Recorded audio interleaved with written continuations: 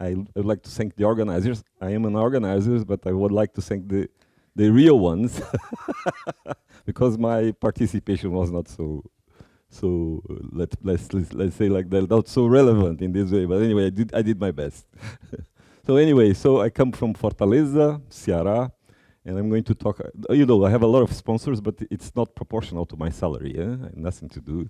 So from correlations to interactions, and I will do an application of a maximum entropy model to finance. This is slightly different from many things that you've seen here. And then I would like to start by talking, okay, these are the stars of my group, Humberto Carmona, Hilder, and Cesar Sampaio. They are all professors now. Two of them are professors in my university, in my department, Humberto and Cesar, and Hilder is a professor at Universidade de Fortaleza. Okay, so the base, so it's a big data problem that we have here, and everything is related with electronic invoice data. What is that? We call it notas fiscais in Portuguese. And the nota fiscal, or the electronic invoice data, means that when a company, we are only talking about companies, not physical persons, sells or buys something from another one, the one who sells has to emit electronic invoice data. So we are talking about companies. So it's a small piece of paper like that with something like 40 to 50 fields different. We are using some of them, the type of document, the number of the company, which is anonymized for us because this came from the Secretary of Fazenda, the Finance Secretary of the State.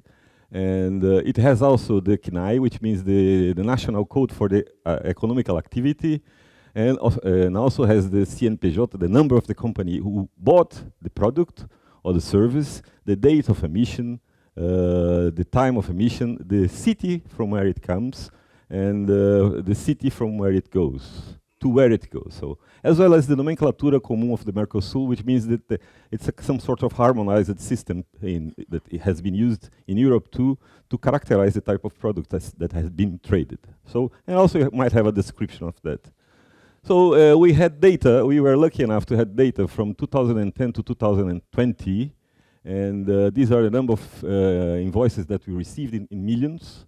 So altogether, we had 6 billion invoices with 43 fields each that we have to treat and try to understand them in terms of big data. Okay, what?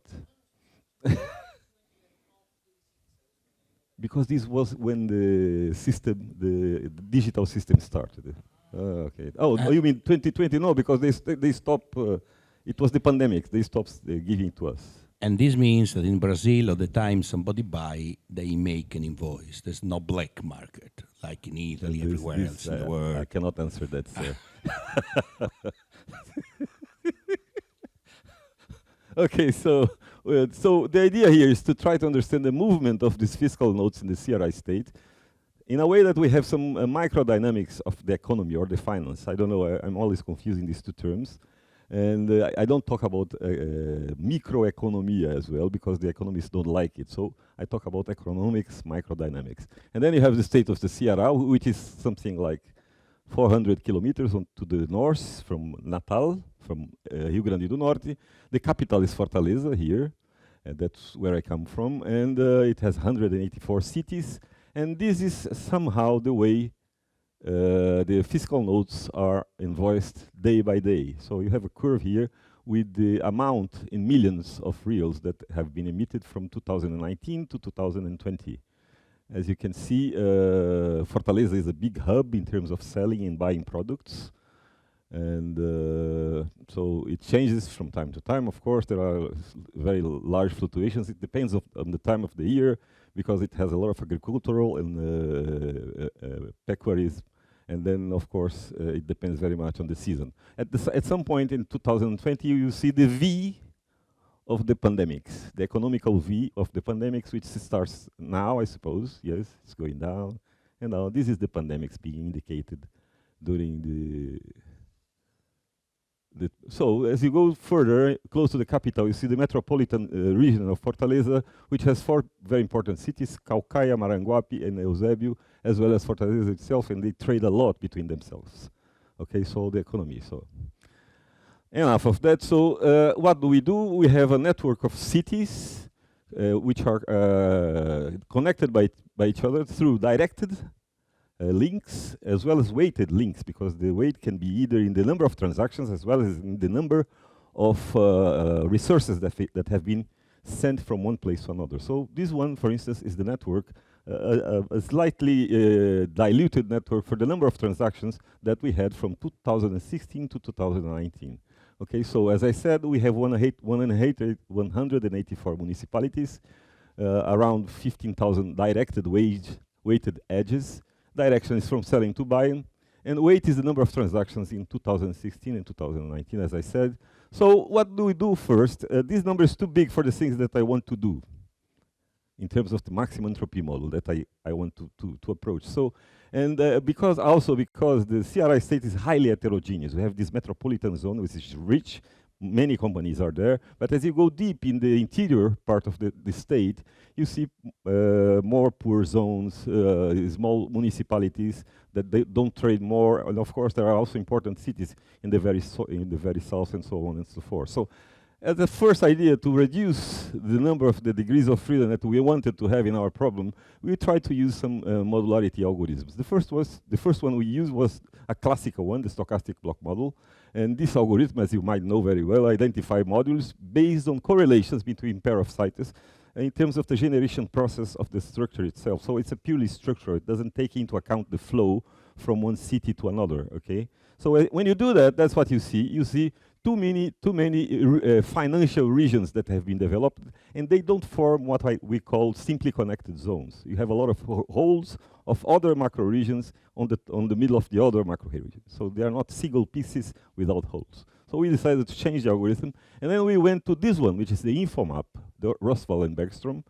This paper is very interesting, so it was published in 2008. It has more than 5,000 citations. So this algorithm is based on flow. So it finds modules in a network by minimizing the length of a random walk movement inside of that. The network will be more compacted if the regions are identified where the walker stayed more long. Okay? Of course, it will capture the network's optimal community in terms of its flow dynamics. Flow can be anything, can be money, can be people, can be digital nodes and number of transactions. So it's more or less what it does. Sorry, more or less what, it's more or less what it does. It does like that. So the random walk type of model is used to identify at the infinite time, so in the stationary state. Eventually, you end up with this type of network. That's what we did. When we do that, without giving any type of geography to the model itself, because it doesn't know the boundaries, it reduces our problem to 5 microregions, okay? And they are all singly connected in the sense that they are single pieces without holes. So we thought this would be our preferred combination and most likely the best one that we could use. So we found 5 communities, as I said, one with 78, another with 53, 37, 10 cities, and 6 cities themselves. So we thought, okay, now we can work with that. Why? Because, as I said, the state is highly heterogeneous, and we wanted to sell what cities that connect closer to each other will communicate in terms of trading products, buying and selling. Okay, so if you now make a matrix, a trade share matrix, where you put city by city in terms of the number of transactions, you see that Fortaleza has a very strong correlation, which doesn't depend on the city itself. We are already here dividing the communities according to the Rosval algorithm, the InfoMap algorithm. These are the 5 communities. As you can see, Fortaleza goes from one side to another of the state, basically trading with every other city. But of course, it takes part in the region which is controlled mostly by it. And we can see that we have strong correlations within the communities. Okay, so at this point, we had characterized the macro regions of finance, but we wanted to do something more. We wanted to understand the economy in terms of the portfolio of each city that sells or buy a product. Okay, and then we decided to go to a different type of network, which is a bipartite network of cities and traded products. So those 2 cities which trade the same product will generate in a column of cities and a column of products a bipartite network. And what we do in order to do that was to use the revealed comparative advantage to generate a threshold that we will see what is the reason for that, because we want to binarize. We don't want to work either with the number of transactions as well as the number of money or the resources. We want a binary to do some physics on top of that. So the revealed comparative advantage, the RCA index, is simply this ratio here, and I will explain it to each one. What is KMP? KMP is the monetary value traded by seat M of the product P. So we have around 1,200 products that we are dealing with. Okay, and so you have this fraction, and RCA is the revealed comparative advantage of the CTM with relation to the product P. So I don't remember very well how to explain that, so I have to use sentences to be more precise. The numerator here corresponds to the relative selling or buying products of the product P by the CTM compared to the sales or purchases of all products by this city. So it's a local comparative advantage to all the products of that city sells or buys. The denominator, on the other hand, is a large-scale one, so it corresponds to the relative value of all sales of the product P by the state compared to the sales of all products by the state. So you divide, so you have this fraction. So in the sense that if RCA is larger than 1, it means that the product P is relatively more important to trade of city M than the relative importance of all trades for this product in this, by all cities in the state. So in the case of selling, it's exactly the same. So the city is then considered, in this case, if RCA is larger than 1 for that particular product, a seller or a buyer if you're working selling or buying products. So somehow we managed to binarize, and it has been shown to be a very good method to do that. So RCA is essentially what we call a demonetized index, because we can compare small cities with large ones. Okay. So when you do that, now you have, you can create binarized city product matrices according to the value of RCA. If RCA is larger than 1 or equal, you say that the activity of the CTM with relation to the product P is equal to 1. Or if RCA is smaller than 1, you say that it is minus 1. So we start getting close to a spin-like system. Okay, and so you can do that for the 5 regions here, region 1, region 2, up to the region 5. And you can see if you have a blue spot on the top of that, you see that it's a +1. If you don't have it, it's a -1. So in this case here, you can define, for instance, the diversity. Here you have the products, okay, something like rice, which basically every city buys in the state. And then you have silk, which not many cities buy, mostly only like Fortaleza, apparently, you know. So the diversity of the basket of the products can be, of selling or buying for a CTM, is simply the summation of that product, that activity, to that particular city, okay? Or M is the municipality. You can do that for different regions, and that's what you see for this buying spectrum for each city, in each community, and each product that has been part of the portfolio of that city. Okay, so this is in descending ubiquity, okay, and this is in descending diversity of the product. So if the product is very diverse, you see a very dense line of blue, okay? So you do the same for selling, and that's what you see. And then you can say that typically here you have the buying raster plots, which is much denser than the selling one. There is a simple explanation for that. The municipalities, they engage in purchasing a wide range of products because we have more or less similar necessities, of course. So they have to buy products for the life engaging.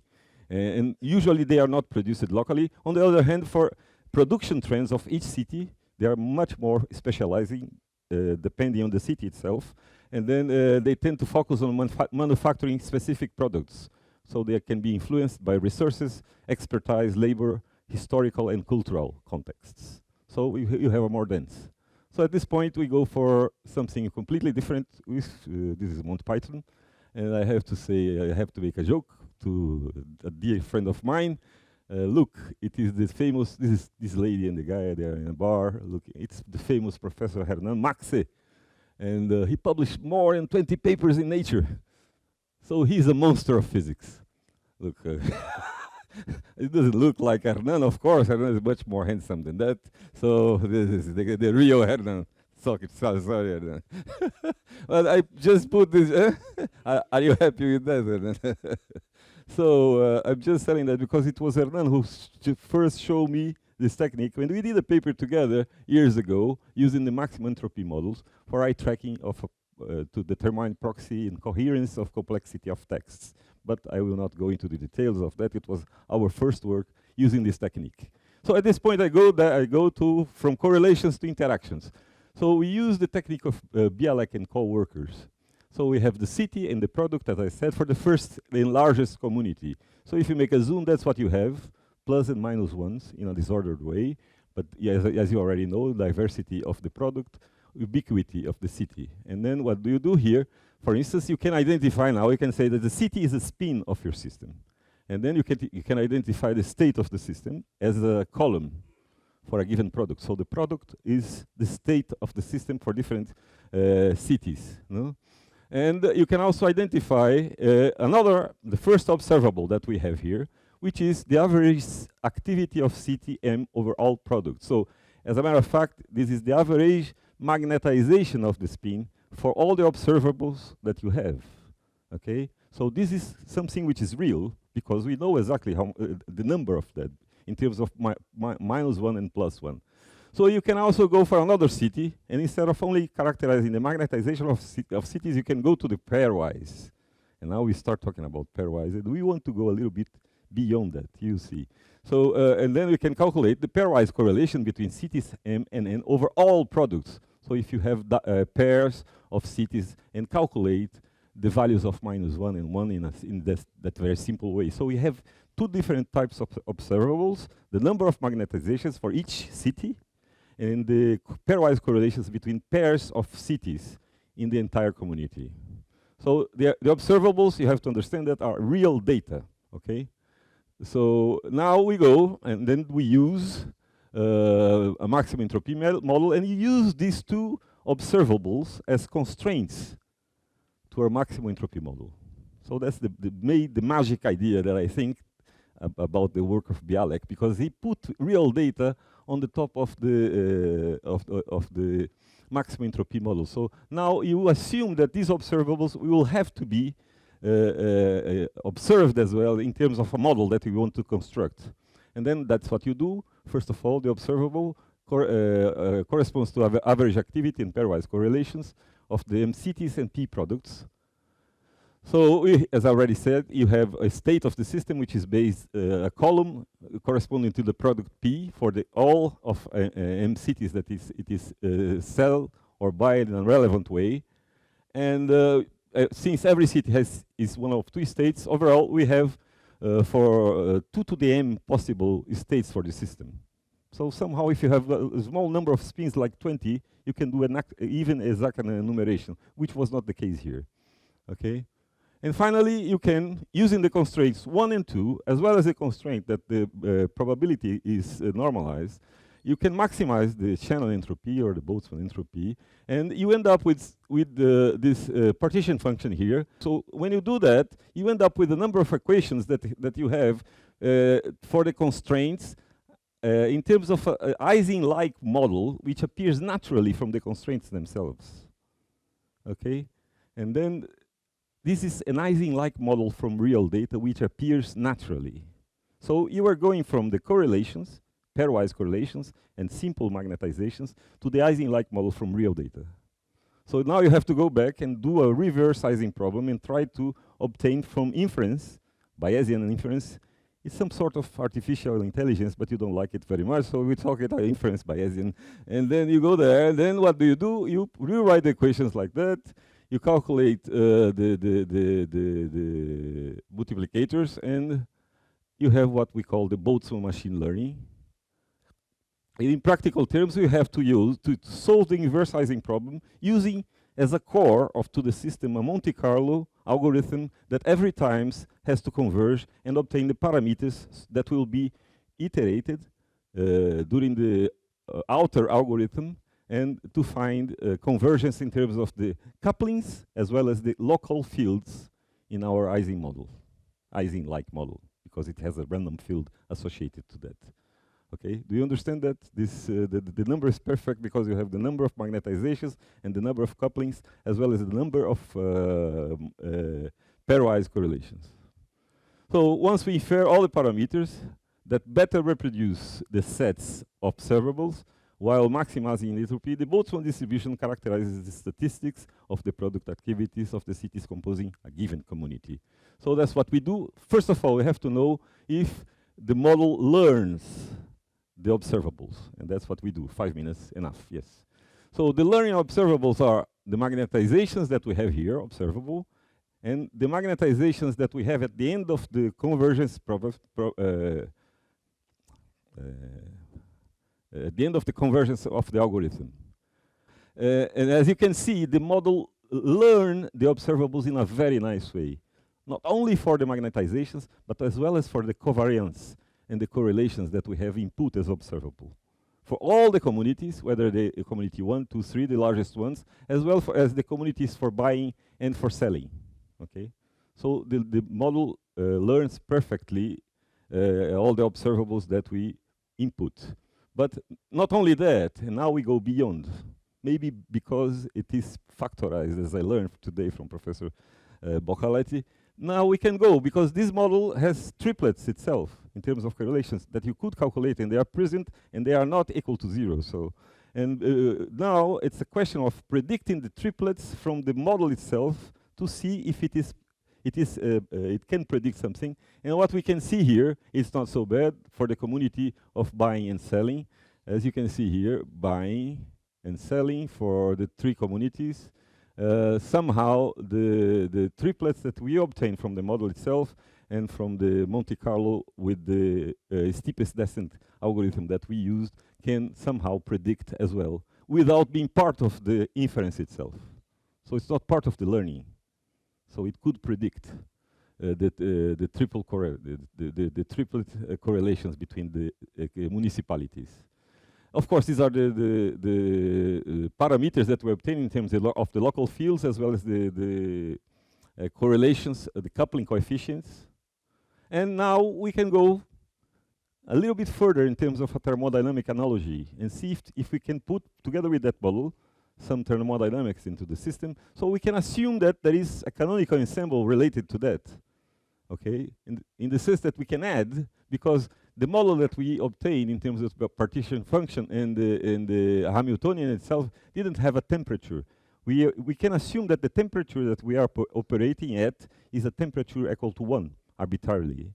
So, and then we induce a beta in terms of temperature in the partition and function, and we keep the same Hamiltonian. By doing that, we can change. We know that the parameters that we obtain correspond to T0 equal to 1. And what else we do in terms of calculating the fluctuations can be done in terms of a new temperature. So we can span the Hamiltonian that we found from real data to different temperatures. And we see what happens around the operating temperature. So what we obtain here is that for the 3 communities, in terms of buying and selling, the maximum, there is a peak. First of all, there is a peak in the heat capacity, again, between ticks. There is a peak which is close to the critical point, if it's a critical point, okay? And both for selling as well as for buying. So it is near criticality. So it means that the system is operating close to criticality, in some senses right above, in other situations right below, but close to criticality. And we wanted to prove that this is not this is not ad hoc or anything like artificial. And then we shuffled the magnetizations of the city, keeping the total magnetization constant, but shuffling the spins for different states. So when you do that, of course, you increase the temperature of the system far away from the critical point, which appears when you shuffle the system. So this is what you obtain. And typically speaking, so in our case, we were actually working close to the peak. And if we can talk about criticality, the system is operating close to the criticality. So, of course, this reminds us of the things that Pierre Bach said in 1998, 1997. So, complex behavior in nature reflects tendency of large systems. to be poised close to the critical point. So this state is established solely because of the dynamic interaction. So this is not a proof of self-organized criticality, but it's something that we can deal with and maybe try to understand why is it important. So I leave this again, I go to another Argentine, why do we care? And I leave all the conclusions in perspective is because I have only 1 minute. So the model is derived from observed data through the maximum entropy model. And this is very important. So it's real data, Bayesian inference. Our findings show, despite not being explicitly using inference, we can predict the triplets. Okay, that is an analogy with the critical phenomena because the temperature of operator is close to the critical point. And being close to a critical point is revealing. Why? Because the system is on the verge of high sensitivity to both external and internal disruptions. And finally, this might imply that small changes in the portfolio of a city can leave the entire system to a better state or to a worse state. So everything is fragile in this particular problem. So this can have some insights into how to change the portfolio or how to produce different products. And I finally go to my last slide, which is, this is my soccer team from Pernambuco, Recife. Santa Cruz is the name. I like it very much, but it is in the fourth it's the fourth division of the national championship.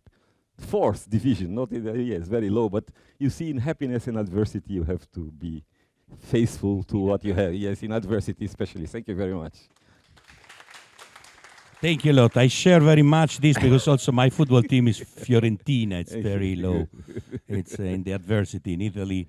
There are other, now Naples. It's Pietro Dell'Elli. But he liked Maradona. Champion. So we have time for questions. We have one here, one there, one there. Please, Hernan. Thank you, Suarez, for such a nice talk and the publicity as well. So. And putting Maradona in the last. That was fantastic. That's from a Brazilian. That's I thought about putting Messi, but Messi is not so. A little bit, yeah. But he cares a lot. At the end, Maradona had a terrible end. But he put Maradona instead of Pelé. That's already a lot. In That's Brazil, true. That's true. Pelé also he cared a lot. That's That's question. Okay, question. Sorry. Now we have okay. 4 minutes. Okay, so there are all these nice curves of criticality, but there is one community that looks like it's more critical than the other ones, right? That the T0 is exactly, the T0 is exactly at the peak of the blue. Yeah. And which one is that community? And in the buying. So this is the largest one.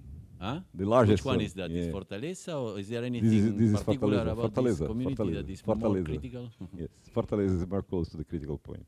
Yeah. Exactly. So it's Thank you a more lot. cohesive. I mean, this is the word that we discussed about, cohesiveness. Second question. Okay, thank you for your presentation. I have a question about the graph that you showed about buying and selling. Can you justify how how the cities are buying more than selling? It's not that they are buying more than selling. Yeah. Not necessarily in resources. It's that the plot is more dense in the buying than in the selling. What it means? It means that we have every city has a common set of products that is common to itself as well as common to other cities, like rice, for instance. Every city has to buy rice. And in Ceará, in particular, is not a producer of rice in a very large scale. So that column is very dense. So there is a common number of products that human beings have to buy in order to survive, as well as services, which is not the case for selling, because selling depends very much on the nature of the city itself, the labor expertise of the people, and even historical and cultural aspects of selling products is very important in the portfolio. So that's why each city has different revealed advantages for different products. So do you consider also connections outside the Ceará state? Yes, we do. Yes, we do. So we did that in the first part of the paper when we exported the transactions. We do have that. Yeah, but for to selling calculate and buying? the community is not. To calculate Okay. the community is not. But in the last part, we use the exportation Okay. as well. Okay. just one more question. Okay. If Very he, quick, if he rapid. allows you, okay? Okay, do you have He's the also boss. The guy is the boss. do you have No, data about the cities are selling or buying in itself, like in Ceará State, in Ceará City, no, in Fortaleza City, must have a lot of commercial transition. Oh yes, we know. But We know. inside the city. We know the products. We know very well. What we don't know are the names of the companies, because Yeah. otherwise we would be in trouble. But you know if the transitions are more concentrated in the city than between the cities? We didn't analyze the trade in the city itself. Companies in the same city, we didn't put into the maximum entropy model. Only Okay. the connections. Okay, thank you. But this is a good question. This is a different work that we're trying to do. Look, it's not that I want to contract time, but it's that the fact that the kitchen cannot stay open later than 1 hour. So Okay, Yeah, no, just, otherwise, we risk not to have lunch. I have a Last and very last and very last and I very have a last question. microscopic touristic question. No, I'm joking. Yeah. So Acarau, very, very small place, it's a community, but it's very small. It's close to Fortaleza. Why? Like, how comes? What is its particularity that it did not get englobated into the Fortaleza community? That's my curiosity. Sorry, just a small thing. I don't know. This is. I'm sorry, but I know a little bit about Acarau, although I have never been there. So it has a different. You're talking about the community. How did it separate it? Okay.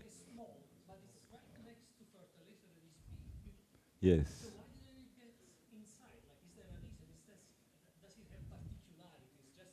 I don't know about that. I'm sorry. Yeah. But I will look forward to the response. Yes. Okay, so we are on time. We thank very much the Okay. speaker and all the speaker of the session, Hernan, Nuno,